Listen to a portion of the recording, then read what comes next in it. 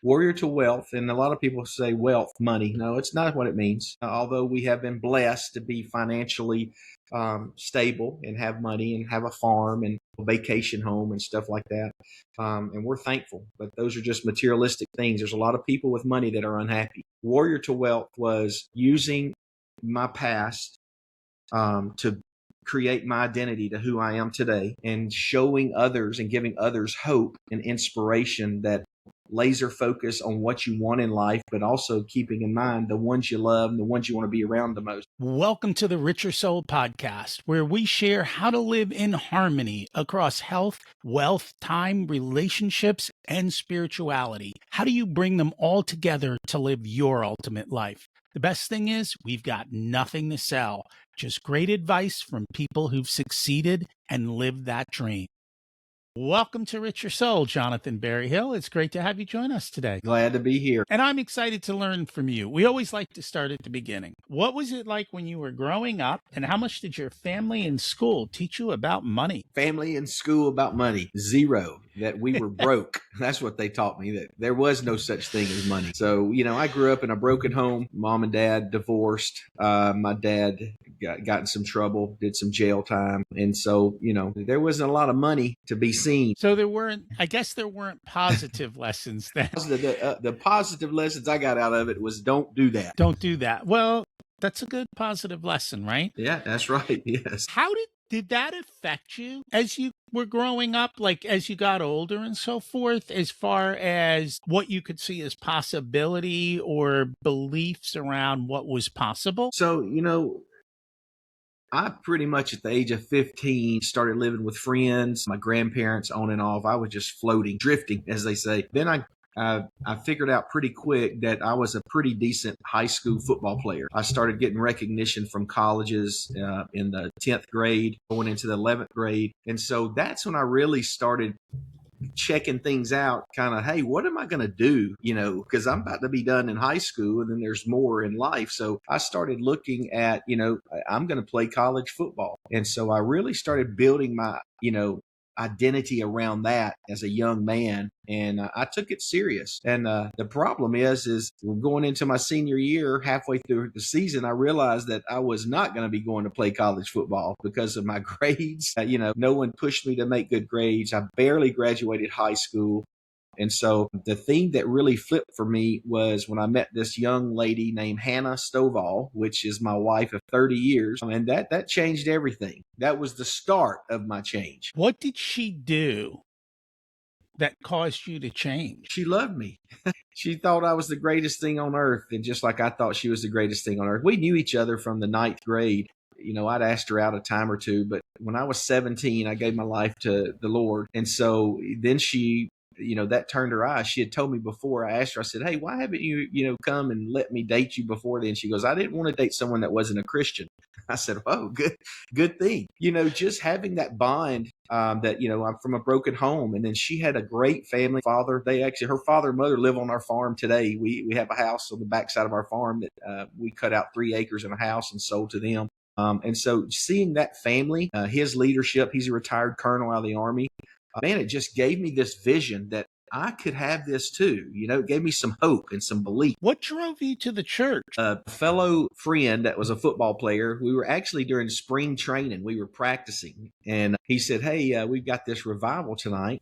Do you want to come? And just so little past history also, before my dad got into alcohol and other stuff, he was actually a preacher, and he got into alcohol, which got him into trouble. And next thing you know, he's serving time. So I knew that there was, faith, and I knew there was a God, but I just didn't know the details until he invited me, and I said, yeah, sure. Why not? Let's go. Just like that, you converted? Yeah. I walked in that night, and I'm going to tell you that night when I walked into the church, it changed my life. I could feel something tugging happening the moment I walked in there.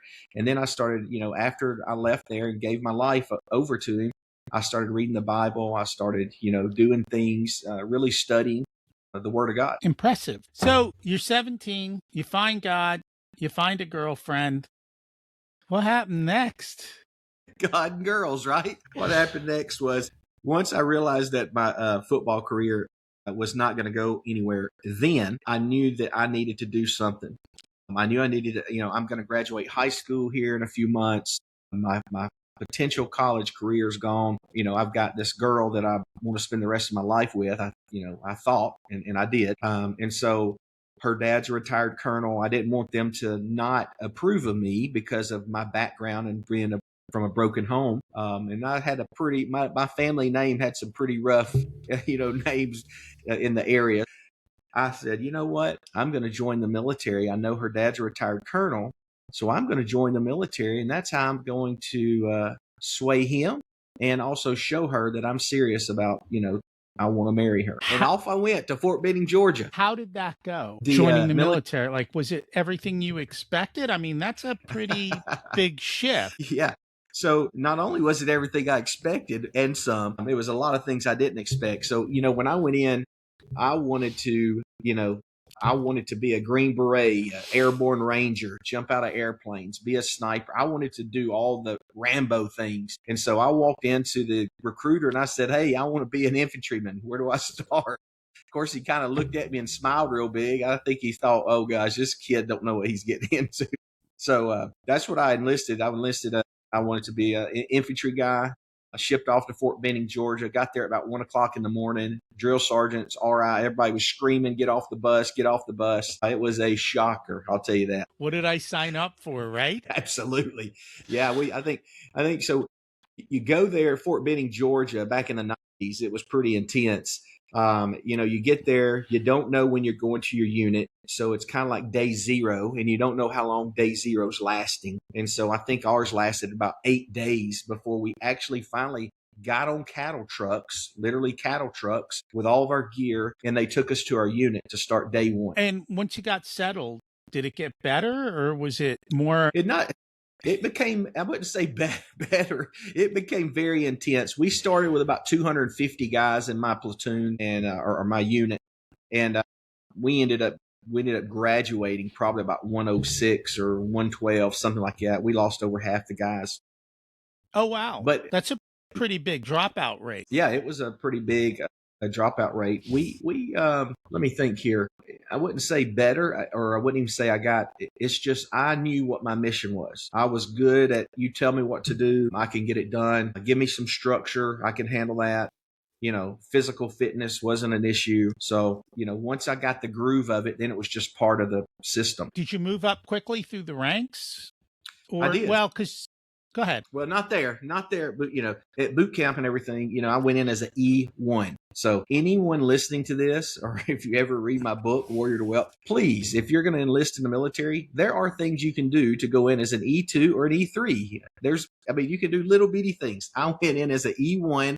Thank you, Staff Sergeant Dorsey. If you're listening to this, you could have gave me a little insight, but I went in as an E1. And once I left my unit, still at boot camp and infantry training and all that. I went in June of 96 to Fort Benning, Georgia. I left there November of 96 to go to Fort Riley, Kansas. Got there as an E1. Exactly 2 years later, I was promoted to E5 sergeant. So I climbed the chain pretty rapidly. That is pretty big. How long does it usually take to get to sergeant? I think I read somewhere the other day the average time for an E5 is about 5 years. Okay. I don't know the military stuff, so I just know that if you go to college, you get to go in as an officer. Yeah, that's right. Yep. And if you got some college, you can go in as an E3. There's all kinds of different stuff like that. But so a little bit over 2 years, and whatever my training months were, I became an E5 sergeant. Of course, that was after a deployment as well. After I had done more training, I got my expert infantry badge. We were deployed for almost 10 months to Bosnia. Right after the Bosnian War, we came in to enforce the peace, do Operation Joint Guard. I got married though right before that. I got married at 19. I got married at Christmas break, January 17th, 1997. Okay. So you're deployed, you make sergeant. Life is good at this point, or? Life's good. I had my woman by my side. Of course, we didn't ever have no money. Every bill that came, paycheck to paycheck, and even less than that, carrying credit card debt, probably a good percentage of, what the norm is, or what I'd say it's not normal. I wouldn't say life was good at that point, but we were doing well. because we were together. We just literally, the financial part was just horrible. Okay. So what changed? Well, so, I did a total of 7 years. That includes active duty and some reserves. And I did 1 year of National Guard. While doing the National Guard, and I was back in Alabama, I went to police academy to become a law enforcement officer. So I did that for a few years as well. And at the age of about 25 years old, I was tired of living paycheck to paycheck. I wasn't sure how to do it, what to do. My wife and I, we had had some struggles in our marriage during law enforcement. And so what we decided to do was I was going to leave law enforcement. I was going to go back to college at 25 and walk on to play college football. And so I walked on at 25, played linebacker for the University of North Alabama, and rushed and got my degree in biology and chemistry, pre-med, and was going to go to medical school, but decided to get into sales because we found out we were pregnant with our third child. We had 3 children, a daughter, a son, and then we found out we had another son on the way. So I buckled down and said, hey, I've got to go get a job. And so I got in the medical sales arena, and that's where, my financial position started changing. They Sales. get paid well in the right position. You get That's paid right. very well. You get paid good, especially if you're accomplishing. Sales is just like, you got to sell stuff. You got to move stuff. You got to move things. And so, that was a big part of it. And I figured that out real quick. What type of products were they? I dabbled some in surgical at first, and I did not like being in an OR. So I quickly got out of that because I couldn't stand in a room with no windows all day long. It was not for me. So I got into external medical devices such as prosthetic limbs, medical device, bone growth stimulators, knee braces, back braces, stuff like that. And I'm actually still in that business today. But I got into that and started that. Within a few years, became the chief operations officer of this company. While doing this, I was building my belief in myself. I was building the faith and, everything that I knew that I was capable of doing. And so it was actually, I made a first 6-figure income as in the sales. And man, I was excited. And so I always had this dream put in my head right when I started about, and once I met the owner of the business, of what it would be like to be the owner of a business, like be a business owner. So it always stuck in the back of my head. Well, I took that leap of faith at about 29 years old. I'd been working for him for about 3.5 years. And I asked him, the owner, could I, or he was the CEO president, could I take a leap of faith out and do this little side business? It wouldn't harm anything. And of course, he allowed me to. And that was the change of everything. Was business ownership everything you dreamed it'd be? It was pretty fulfilling, but it was also, there's a lot of things that they don't tell you about, and that's rent's due every day. Yeah. You got to so pay is people. payroll. That's right. That's right. It's not you're as the beautiful. last one. You're the last one to get paid. You're the last one to get paid unless you make sure you pay yourself first.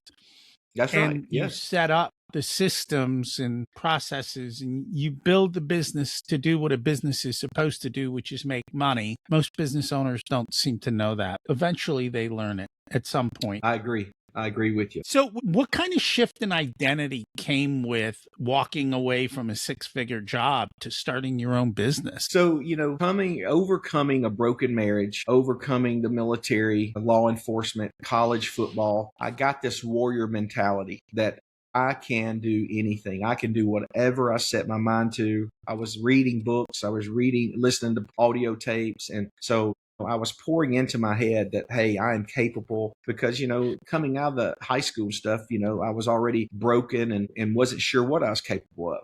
But now I had this belief system in me that, hey, I can do this. I can accomplish these things. And so, that it just shifted and gave me that faith that, hey, I'm going to take this leap of faith, but I know I'm going to be able to do it. I didn't have no doubt I wasn't going to. Where did that come from?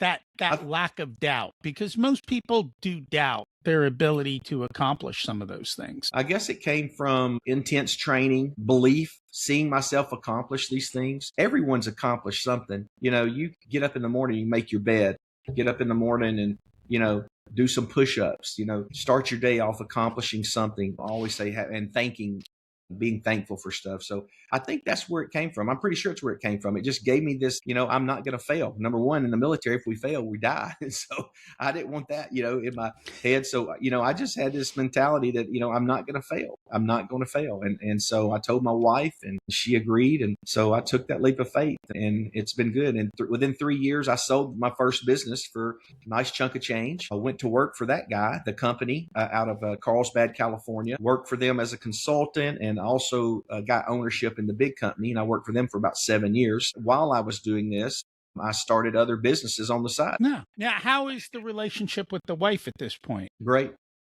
Okay. My wife and I are best friends. We're literally going to dinner tonight in Nashville with some friends of ours that are coming in out of town. Okay. I meant during that time when you were working. I got you. Yeah. Well, now I know everything's wonderful. That's right. It always turned out that way. Yeah. It still requires work and stuff, just like anything, if I quit working in business, I'm going to look at getting paid. So, in the beginning of the startup business, there was some pretty deep sacrifice of me putting some time in and some effort and thoughts and stuff. I realized that pretty quick. So I had to create a balance and I had to create this person inside me that was intentional with my time, whether it was with her, with my children, or with the business. And so intentionality is so big. And I try to, push that and preach that to everyone that, comes to me for advice is, put your phone down when you're having dinner with your wife, put your phone down if you're with your kids and be intentional with them.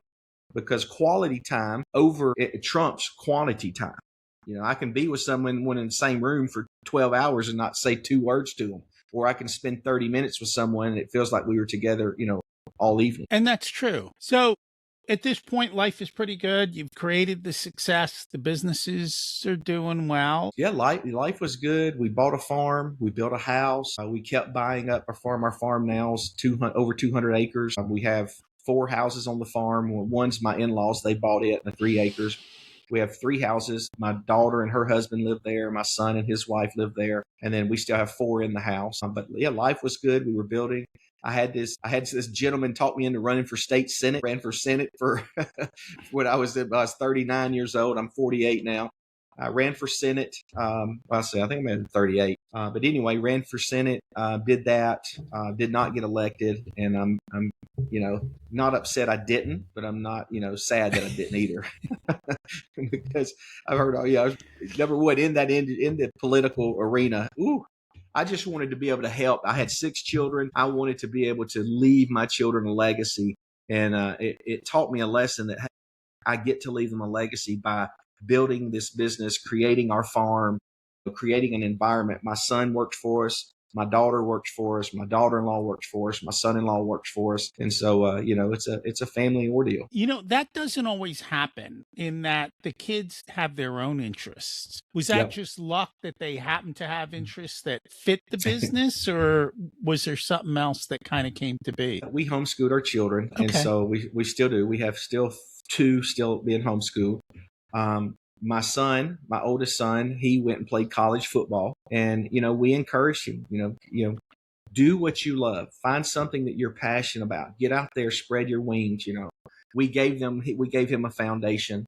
We felt good about that. We raised him up in a good home, a loving home, and so he moved off. He lived in Memphis, Tennessee for 2 years. Then he entered the transfer portal and went to Western Carolina University, the Catamounts. Beautiful up there in the Blue Ridge Mountains. And so we were not convinced he was going to come home because he was telling us all these things and he wanted to do. He got married. His wife got pregnant. And I get a phone call one day. This was actually March 2. That'd be 2 years ago this past March. Hey, Dad, I'm going to be done in May. And I want to come home. I want to live on the farm, and I want to join the family businesses if you'll have me. And of course, I'm like, absolutely. I would love to have you come. And so before that, my oldest daughter, Mabel, she's 26. She's about to have our 4th grandson now. We got 3. We're going to have, this will be our 4th. She was already working for one of the businesses. She had gotten married and her husband was working somewhere else and his hours were horrible. And she wasn't seeing him a lot. And I was like, hey, I don't want to force this up on you,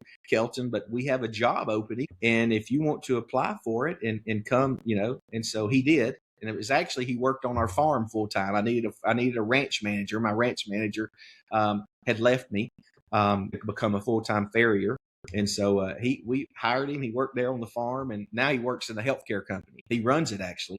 He's the VP of it. Okay. How many companies do you run? So I have 5 companies. We have a government contracting business, a healthcare company, which focuses on medical device, DME, durable medical equipment, and then I have 3 real estate brokerages. And if you count the farm, that's a 6th one. But we raise quarter horses and sell and do performance horses and reining and cutting. How do you have time to run all those businesses? I have good staff. I have a good team. We have good team members. We pour into them. We give them lots of good benefits. I can't do it by myself. It's just like in the military. We have battle buddies. We have squads. We have platoons. It's the same deal. We try to create an environment that people want to be in. I've had employees work for me since I've started. That was 18 years ago. You mentioned homeschooling. So your kids were homeschooled all the way through? Yes. So you did this back in the day because COVID shifted the world. All of a sudden, homeschooling took off post-COVID when people realized what was actually happening in a classroom. That's right. And it has dramatically shifted the way the world is when it comes to education, at least for those who are smart enough to notice. Yeah, we homeschooled from the beginning. We always say we homeschooled when it wasn't cool.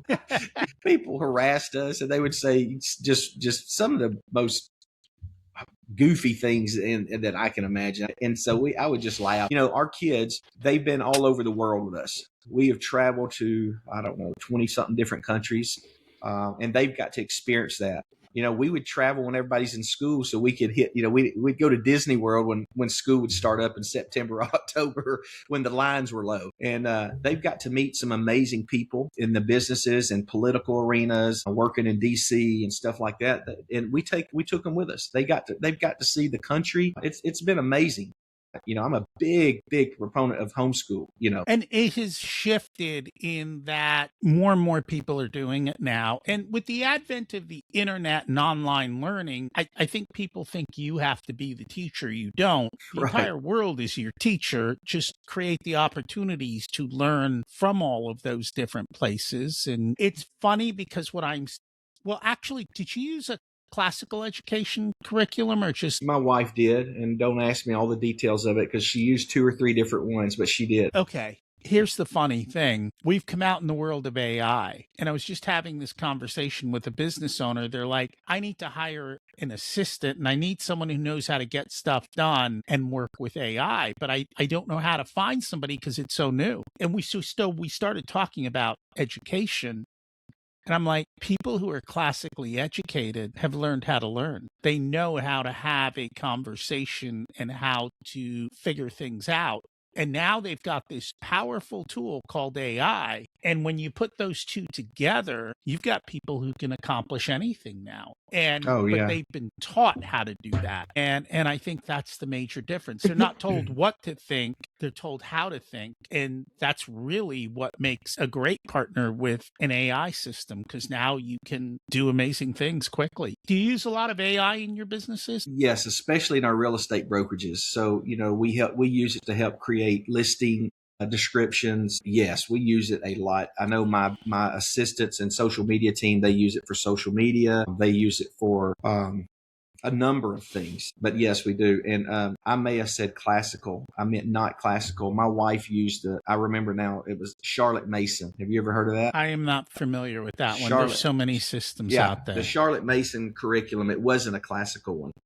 Okay. Sorry, but that's okay. But yes, so AI, we do use that a lot. And but going back to what we were talking about with my kids is, I think the reason my kids, they got to see me start businesses. And I think they got, like my son, we just started a new business not too long ago, and he's heading it up. And I've got 2 of my other kids that are wanting to start businesses as well. So they've got to come up in this environment and see the fruits of all the work and stuff, plus being homeschooled and being intentional. We created a bunch of buddies, that my 4 sons were like, they were my hunting buddies, my fishing buddies. And, they still are. And so not only are they my buddies, they're my best friends. And so, it's been awesome. Well, and you also get a chance as a family to connect, and you don't have so many.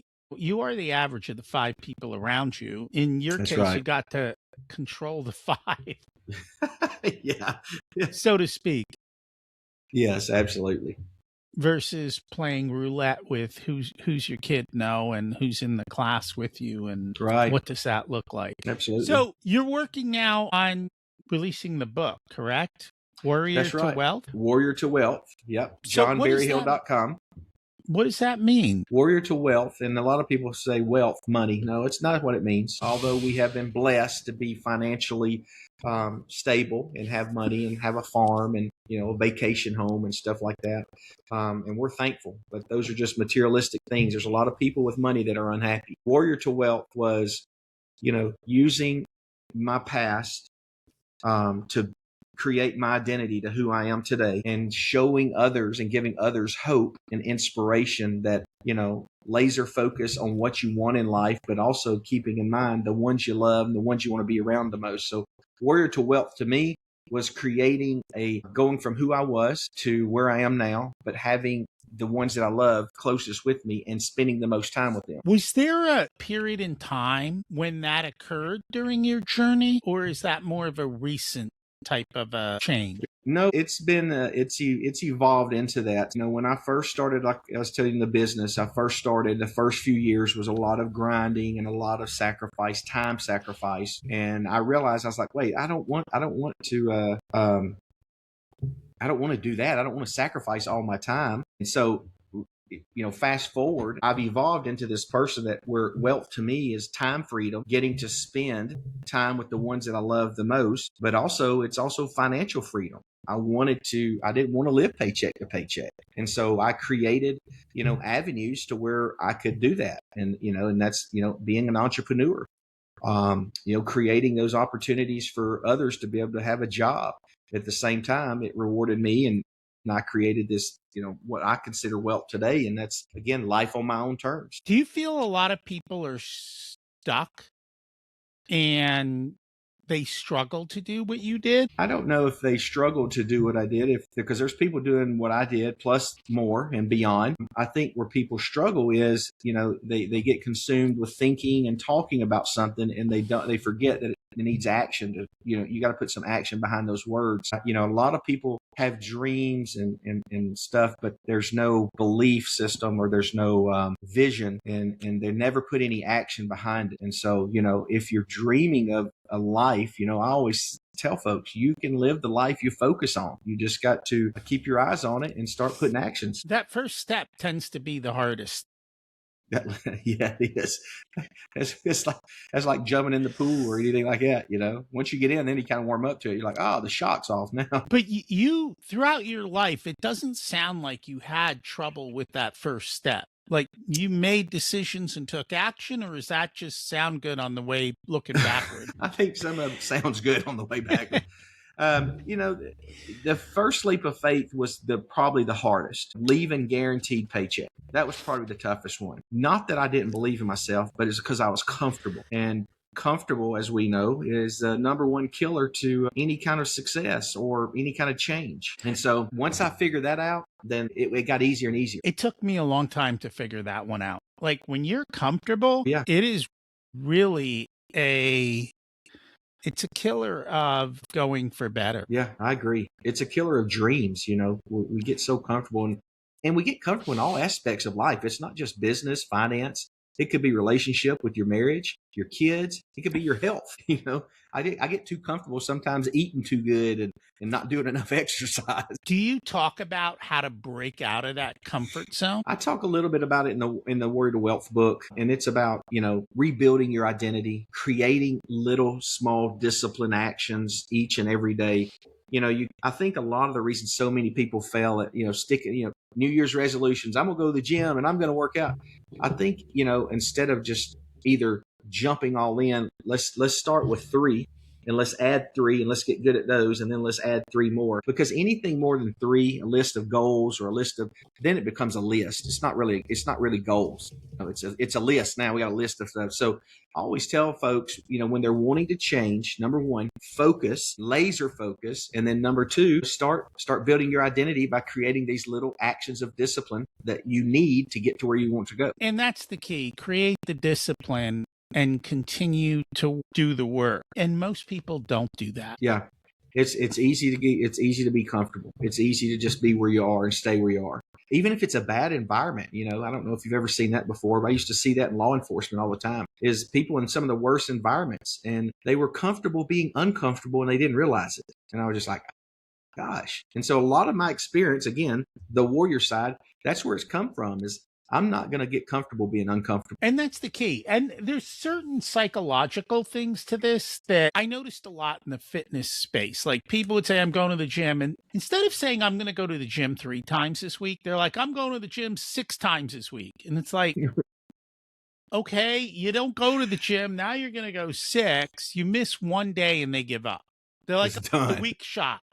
I'm done. Like, yeah. 5 is still okay. Yeah. Like you went, and yet it's human nature. And I think that's the key for people. Just keep showing up. And it's more important to show up than it is to worry about, did you do 6? Like set a reasonable goal. And I don't know why people set unreasonable goals that become very difficult to hit. That's not to say you can't keep increasing the goal. You move the goalposts, but get yourself in the habit first and make it a way of life. And then you can say, okay, I'm going 3 times a week. Now I'm going to do 4. Now I'm going to do 5. Now I'm going to do 6. That's cool. But people tend to just. It's disciplinary type actions, just like as an entrepreneur, you have to show up to the office every day, whether your office is your kitchen table. So many people will start businesses, and the discipline to just even show up for their own business, they can't do it. But then if they have to clock in somewhere, they can do that because they're being made to, because of that, the paycheck tied to it. And so it's neat in one way to see a lot of the things that I've got to see over the years with, guys and gals that I've helped and mentored to create their own business, and to see them succeeding well. And then some of them that just, they just resorted back because of, they couldn't even show up. Some real estate agents couldn't even show up and make 3 phone calls in a morning. What's the difference between those 2 people? That's a tough one. I think they're so uncomfortable with how they are that they finally just decide, you know what, I'm going to make this change. And so, I think that's what it is. You have to be so uncomfortable and tired of it to where, you see the vision and you just run for it, and you don't stop. You don't give up. And I tell a lot of times, I think some of the reasons I've succeeded in some of the businesses because I was the last person standing. The truth is, that's usually what causes the win. Just the fact that you're the last person standing, that you had the stamina to go to the distance when everyone else just slowly gave up. And I don't know what to do about that. I think I've given up on trying to fix it. And I'm just like, I'm kind of going the opposite way. I'm going to put a couple tripwires down. And if you can get over those and show up, then we'll talk. But if you can't get over those and show up, I'm not going to waste my time either. Like, it's just not worth it. Yeah. Yeah. I mean, you can look at a lot of businesses. I mean, look at one of the biggest ones out there right now. I mean, Amazon. I mean, he started in 94, and it took him, I think, 9 years to get a profit. 9 years. So, that's something to think about. One of the biggest companies out there. It took them 9 years. Are you willing to put in 2 years? Whatever it is. If you go watch his movie, he was extremely intentional in what he was building. Like, he picked the market. He actually did the math to say, is this going to be an opportunity? Is this the best opportunity for me? He took that time to actually do all of that work. And he persevered through a whole lot of problems. Yeah. And now he makes money. But he was also a smart guy to begin with. So it's not like, he was, and there were a lot of doubters, just like you had doubters, we all have doubters. You got to get over them and continue to push through and see what happens. Yep. There's always going to be, though, that just fall back on the comfortness. And listen, I tell folks, if that makes you happy, there's nothing wrong with that. But the folks that really, really, want to make a difference, I believe everyone's capable of getting out there and changing. I always like to say changing your stars. And so, that's what I did. And so I know if I can do it, anyone can do it. That's the way my mentality was in the military. If this guy got through that training, become a Green Beret, I can do it. No, I agree with you. What is your hope for the book? What are you hoping will come out of it? My hope is that it inspires someone. It inspires someone. It gives them hope. I know there's a lot of other young men in broken homes or on their own, 15, 16 years old, or maybe it's ex-military, ex-law enforcement, ex-athlete. Maybe it's just someone, or even, whether it doesn't have to be just a man, but maybe it's just someone that reads the book and says, today is the day. Today's the day my marriage gets right. Today's the day my fatherhood gets right. Today's the day my finances is going to change. Today is that day.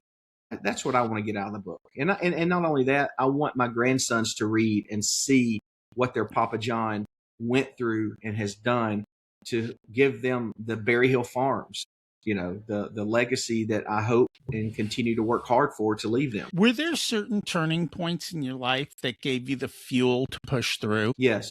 My wife, my children, my grandchildren. Like I told you earlier, I almost wrecked my marriage. I was unfaithful. I was a dirtbag. And once I realized I was about to end up the same way my dad had, but in a different way, because I was in law enforcement, he was getting in trouble by the law. I knew that I had to fix that. And I had put her through turmoil, and it crushed me. It crushed me inside, because I said, that is not who I am. I am a good person. So I called her, she was in Hawaii visiting her sister, great place to visit. So I said, if you'll take me back, I'm going to change my life and your life, and I'm going to give you a life that you can only imagine. And so I made up my mind.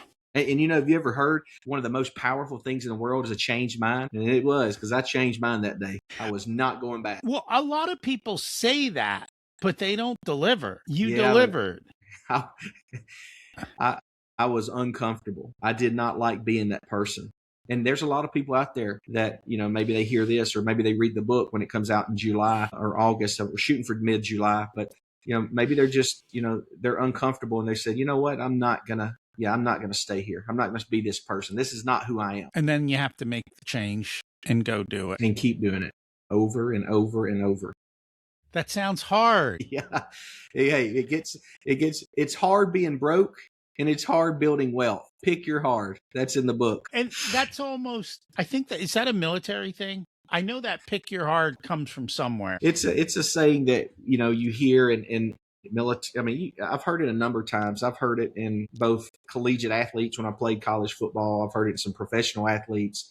It's hard showing up at practice. It's hard getting up in the morning. It's also hard getting your tail whooped out there on the field, or getting defeated. So pick your heart, and so that's always resonated with me. Yeah, it was hard living paycheck to paycheck. And, I just remember, like, gosh, I hate balancing a checkbook. I hated that because the end result was always horrible. But you know what? It's also hard getting out there, being disciplined, getting up early in the mornings, planning my day, making sure that I accomplish those goals set before me. So pick your hard, but also know this, that the results of what you're dreaming of and the vision is way better than, if you're in a bad situation. No, that's true. And everything compounds, going one direction or the other will compound. I find that it takes a while for compounding to start showing you results, because in the beginning, it doesn't look very different. But the longer you do it, the separation really starts to grow. Like, I'm noticing that today with my health and my age. I'm starting to notice, wow, all those things I was doing, it didn't look like there was much difference going on. But now that I'm getting older, there's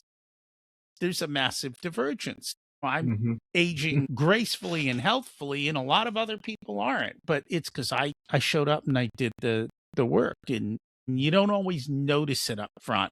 So It's a little bit, sometimes it's demotivating, but you just have to keep going.